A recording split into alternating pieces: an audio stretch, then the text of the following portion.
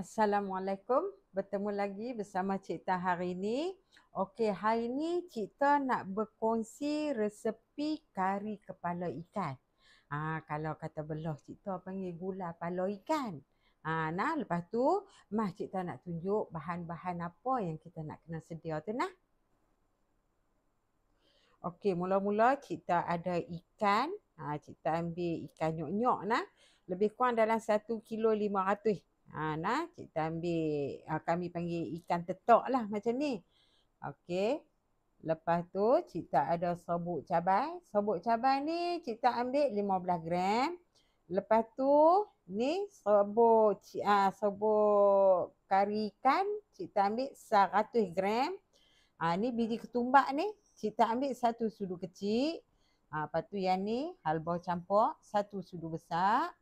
Lepas tu 1 kotak santan kara. Lepas tu bawang ni, okey yang ni untuk kita nak misin nah. Okey, bawang merah ni Cik Tan ambil 100 gram. Bawang putih ni 30 gram. Lepas tu asam jawa ni 25 gram. Okey, lepas tu ni untuk kita nak ampai, yang ni terserahlah dekat anak sahabat-sahabat kita nak masuk banyak mana bendi. Lepas tu Cik Tan ada sikit cabai muda. Lepas tu yang ni untuk kita nak menomeh. Cik Tan ada 2 biji tomato. Lepas tu Cik Tan ada bawang ruis 6 ulas. Lepas tu ada 7 ulas bawang putih. Daun kari poleh. Lepas tu Cik Tan ada cili muda. Okey, tomato ni Cik Tan akan iris dia nah. Okey, yang ni untuk kita nak menomeh. Okey, sebelum pada ni Cik Tan dah ada share dah gulai kepala ikan, gulai ikan. Tapi yang ni ada sedikit kelainan. Anak-anak, sahabat-sahabat Cik Tan cuba tengok dengan izin Allah nak bagi. Kita duk katakan selalu duk makan gulai macam ni, tapi pi makan situ hari tu rasa macam ni. Sedap. Kita ubah sikit resepi tu. Jadi tak larilah, bukannya Cik Tan bubuh serbuk sup kan nak buat kari dok. Pakai serbuk kari juga nah. Okey. Cik Tan akan iris benda-benda ni.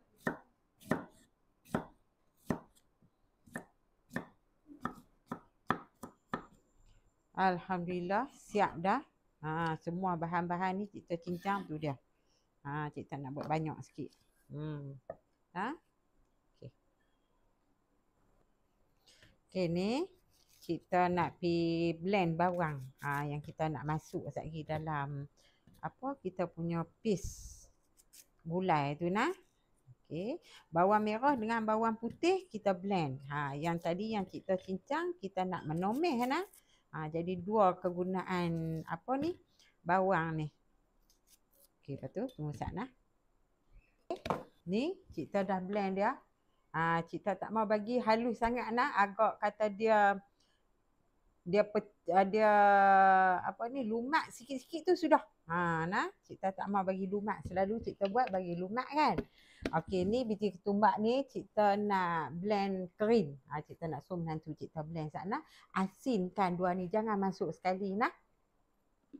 Okey, siap dah barang-barang untuk Cik Tan nak menomeh. Cik Tan pelekat api dulu. Lepas tu minyak ni Cik Tan ingat dengan ukuran yang Cik Tan nak masak tu lebih kurang 1,5 sendok gulai. Bagi banyak. Cik Tan memang banyak. Cik Tan masak kuah memang kalau gulai Cik Tan masak banyak kuah. Sebab apa, kadang-kadang kalau kata isi tu habis, Cik Tan akan simpan dalam tempat sejuk. Esok lusa kan Cik Tan nak masak kari pula, Cik Tan ambil kuah. Cik Tan akan ambil kuah tu saja.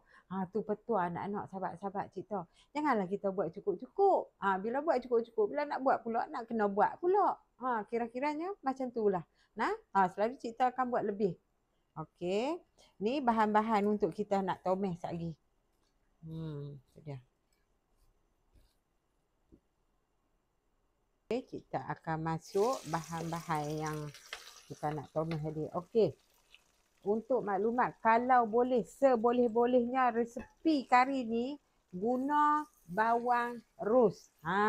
Guna bawang rus untuk kita nak blend, untuk kita nak tomeh. Dia ada rasa lain nak cerita lagi nah. Anak-anak sahabat-sahabat kita ambil bak pasal yang kita pesan tu nah. Okey. Lepas tu kita akan goreng dia sampai naik bau. Sampai naik bau. Okey, dah naik bau, kita akan masuk halba campur. Halba campur mesti kena masuk. Buat gulai ikan, kari ikan, halba campur jangan tinggal. Okey, lepas tu kita akan goreng dia sampai agak kita kata nak garing. Jangan garing sangat. Nak ke garing tu. Dah agak kegaringan, kita masuk bawang yang kita blend tadi. Tu kita kata ada kelainan. Okey, masuk bawang ni, lepas tu kita masuk serbuk ketumbar. Ampoh jangan masuk lagi. Ampoh jangan masuk lagi. Ampoh jangan masuk lagi. Okey, kita biar. Dia mungkin kita kata, cerita ni apa 4, 2, 3 step. Selalu saya buat masuk sekali. Bukan. Bila step yang kita buat tu, bagi bawang masuk dulu, bagi rempah masuk, nak cerita bagi, dia ada lain rasa dia tu. Sebab tu cikta kata setiap resepi cikta yang cikta duk ukur pakai gram, yang cikta duk ukur pakai gram, cikta ulang yang cikta duk ukur pakai gram tu, cikta nak bagi jadi macam mana masakan cikta di rumah ni, macam tu lah sahabat-sahabat cikta dapat. Dapat rasa macam tu nah. Lepas tu yang mana nak makan masin, yang mana nak makan manis, yang mana nak kurang masin, terserah atas cita rasa masing-masing. Kita nak beletak sikit lah. Okey, lepas tu ni, dah naik bau dah, baru kita masuk serbuk kari dengan serbuk cili. Okey. Kita akan goreng dia. Okey, lepas tu kita nak masuk ayak sikit nah. Okey, untuk ayak dia ni, kita masuk ayak panas. Sebab kita nak bagi dia cepat. Selalu kan kita ada masuk ayak sejuk kan. Kita masuk ayak panas untuk kita nak bagi dia cepat pecah minyak nak kita bagi. Okey, habis dia kita telah patah kakak. Okey.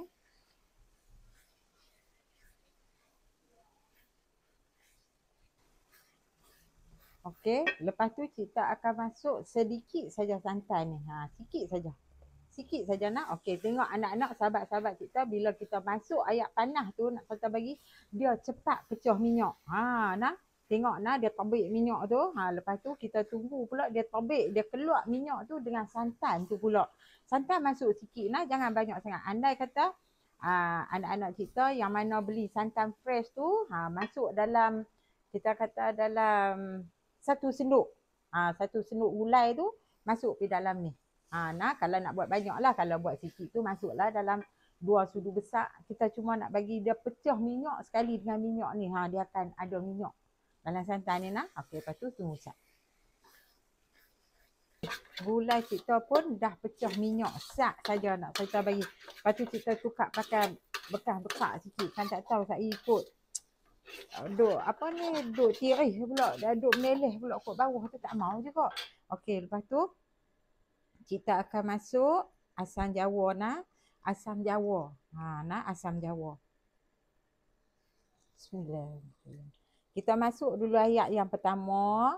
Kita rasa dulu, sekali kita perasa semua, andai kata kurang rasa garam, baru kita buat pula. Lepas tu kita akan masuk ayak panas juga. Kita guna ayak panas. Okey, yang ni terserah. Andai kata anak-anak kita nak pakai nak pakai macam kuah pekat, buh banyak ayak. Kuah pekat buh sikit. Kalau nak kuah cayak, buh banyak sikit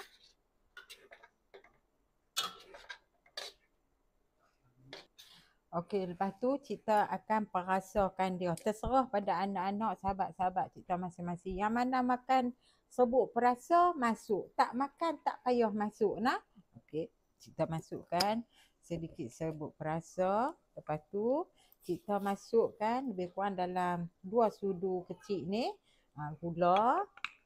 Lepas tu kita masuk sedikit garam. Jangan banyak sangat garam Okay. Ya, ya sayang. Okey, terima kasih Ada. Habis Nana. Tadi Cik Tah rasa garam pula. Asam tu kurang. Cik Tah masuk sikit lagi. Nah, bubuh dulu yang permulaan dia tu, ayak mula dia tu. Lepas tu, kita tinggal asap dia. Kita masuk ayak, lepas tu rasa dulu. Kalau kurang masam, baru masuk balik. Kalau kata masam elok tu cukup. Pasal dia asam Jawa. Asam Jawa function dia dengan asam keping lain nah. Okey, kemudian kita akan masuk santan. Kita akan masuk satu kotak ni lah. Dia tengok Cik Tah buat ni macam banyak step sangat kan. Tapi kalau kita buat sendiri tu sak je nak Cik Tah bagi. Sak je. Sak. Okey. Dah masuk tu baru kita masuk kepala ikan. Masuk isi ikan. Kami orang belah utara panggil ikan tetok lagu ni. Macam kata mak suruh pinak kan. Sehari dia kata lah beli ikan tetok tu boleh 3 ketui. Ikan tetok ni ikan ni lah. Tengok nah. Kita buat tu isi tak banyak mana pun. Tapi kuah kita buat banyak. Lepas tu kita akan masuk dalam periuk tu cukup mana kami nak makan. Yang lebih tu kita buat dalam peti air. Bila kita nak ada ikan aja kita nak buat. Kita akan bawa keluar. Kita akan defrost kuah ni. Masuk ikan je. Jadi dah hari tu gulai nak kata bagi. Nak. Okey. Lepas tu kita akan masuk bendi dengan cabai muda. Yang mana suka, tak suka tak masuk. Nah, cabai muda ni dia bukan ada apa pun. Kadang-kadang orang tak makan pun nak kita bagi. Tapi kita kata nak bagi elok. Nah. Okey. Okey, nampak tak kita punya kuah tu pekat. Tapi anda kata sahabat-sahabat, anak-anak kita tak suka pekat macam ni, tambah ayak. Boleh saja. Tapi secukup rasa. Nah. Okey, Cik Tah dah masuk semua dah. Lepas tu, Cik Tah nak tunggu sat bagi. Ni dia dah naik minyak. Cik Tah nak bagi sikit lagi dia naik minyak tu. Kita kata belenang minyak tu. Baru gula kita nampak elok. Dia selain daripada minyak yang kita masuk awal tadi tu. Santan yang Cik Tah masuk awal tu pun dia boleh pecah minyak nak saya tahu bagi. Ni resepi ni cukup sedap. Anak-anak sahabat-sahabat Cik Tah buat tengok ni izin Allah nah. Okey, lepas tu kita nak tunggu pecah minyak sat. Lepas tu kita terus nak berida nah. Tunggu.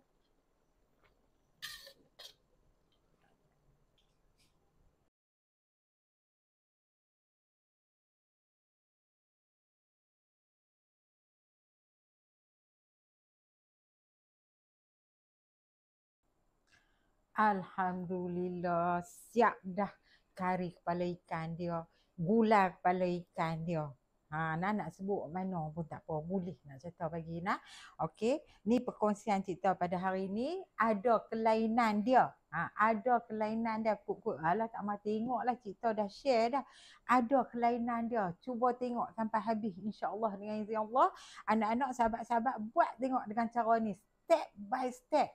Tengok Cik Tah buat tu macam renyah sangat. Tapi tak renyah mana pun. Ayak semua kita pakai ayak panah. Majoriti lah ni di rumah semua pakai yang ada ayak panah, ada ayak sejuk tu kan.